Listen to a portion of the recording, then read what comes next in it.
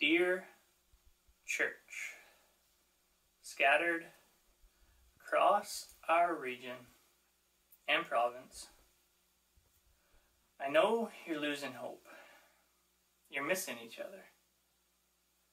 Wondering if this season will ever end. I'm writing to encourage you not to give up. There are so many experiences I could share with you. I could tell you about the time we got caught in a storm on the Sea of Galilee, and a storm just swept in. We honestly thought that we were going to die. Then Jesus appears out of nowhere. We thought he was a ghost. I'll admit it to you, I squealed a little bit.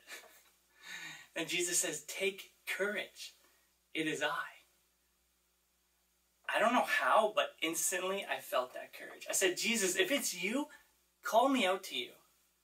"Come," he said. I got out of the boat and I was doing it. I was walking on the water and it felt like an eternity. If the other guys tell you that I fell right away, they're making it up. Don't believe them. I was walking on the water, but yes, the storm started to roar and I started to sink. Jesus reached out his hand and grabbed me. I'll never forget what he said to me. As he held me above the waves, he said, "You of little faith, why did you doubt?" I've learned to never doubt the Son of God. Or I could tell you about the time where it finally clicked for me that Jesus is the one who would save us. He was asking us, "Who do people say that I am? Who do you say that I am?" And I said, "Jesus, you're the Christ. You're the Messiah." That day he gave me a nickname. Rocky, they called me. I'd love to say it was because of my chiseled physique. You should have seen me in my younger days. But he said, "Peter, Rock, that's your name. And on this rock, I'll build my church." And he promised us, his followers, his community, his gathering would never end. What great hope. There's so many miracles and healings and teachings that I could recall. But I'm sure that I'd run out of paper if I tried to record them all. So many things that I have witnessed over the years. I remember the transfiguration.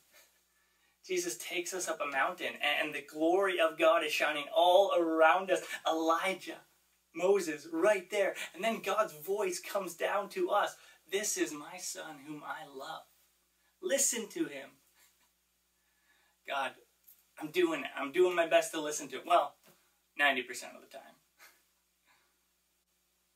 I'll never forget the night that they took him away.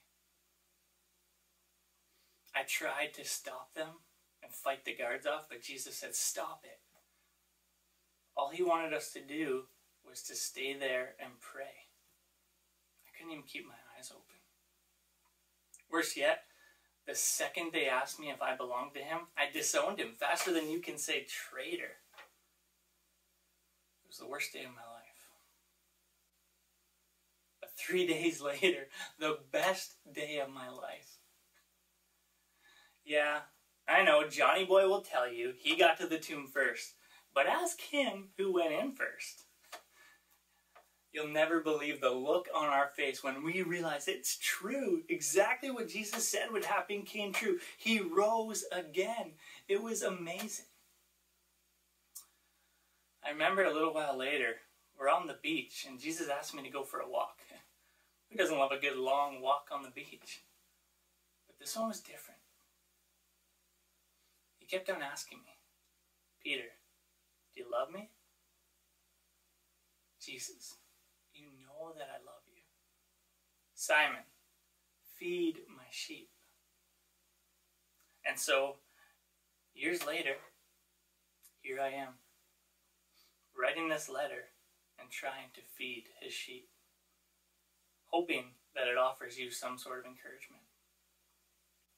I could fill pages or hours around a campfire sharing story after story about how Jesus proved we could trust him. But I think, now that I'm a little bit older, I just don't know if that'd be the best use of my time. And besides, my son Mark, our friends Matthew and Luke, they wrote great accounts. John's, it was kind of weird. A little different.